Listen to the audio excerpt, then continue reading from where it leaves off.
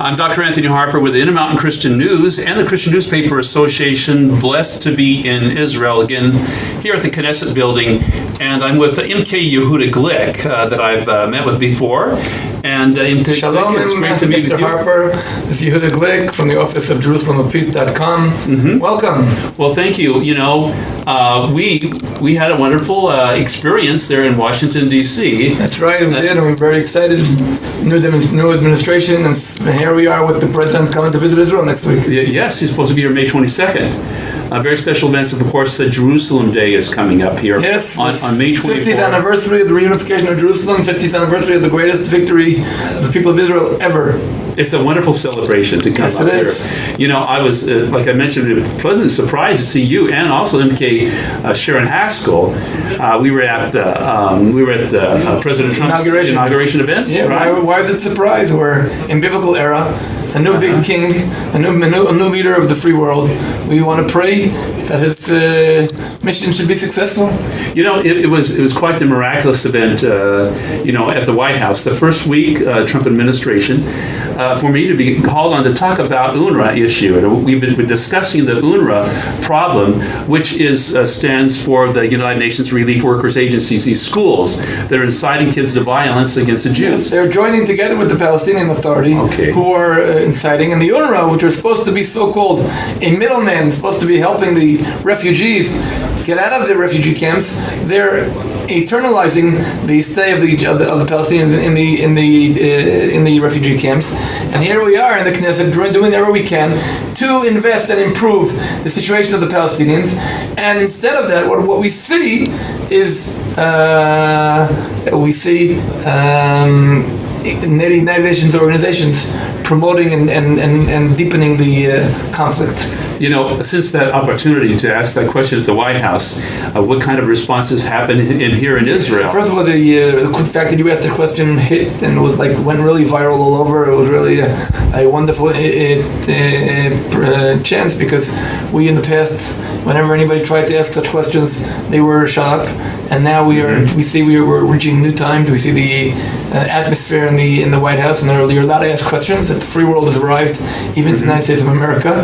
But we hope this continues, and we hope to. Most important is we hope to uproot the incitement and try to be able to invest and help the Palestinian Authority, and help the Palestinian people, just like we're building Jewish settlements around Judea and Samaria, and we're going to continue doing that.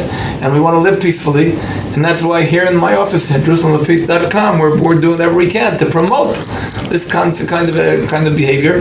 And those who are helping incitement in the Palestinian street are just causing a damage and causing the exact opposite. Now, this issue needs to be carried forward. It does, and you're one of the people who are leading the coverage of it.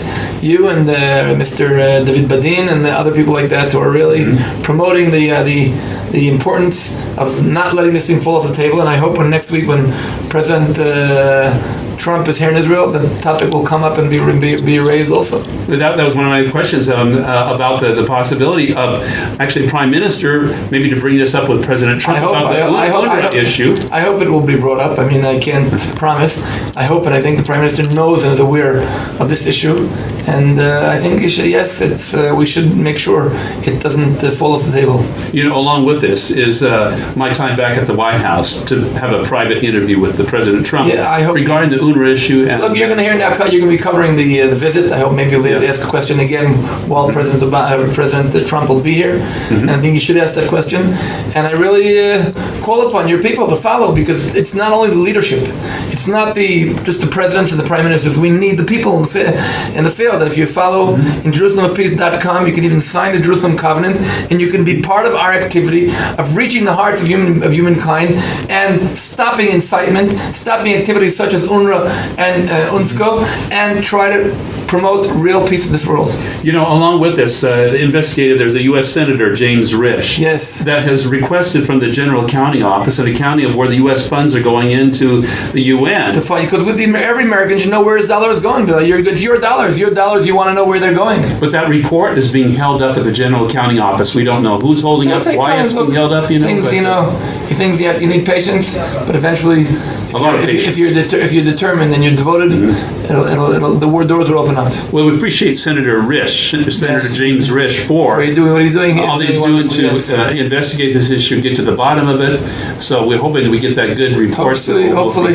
We have to stop, but you have to continue pressing, and don't let this topic hide under the carpet. Oh, I know. It's a blessing to talk to you again. Mr. Harper, once again, Shalom from JerusalemPeace.com, Minister, member of Knesset Yehuda Glick, Office of the Knesset, in the eyeball of this universe, Jerusalem. Yes, here on May 10th. It's quite a blessing, so thank you.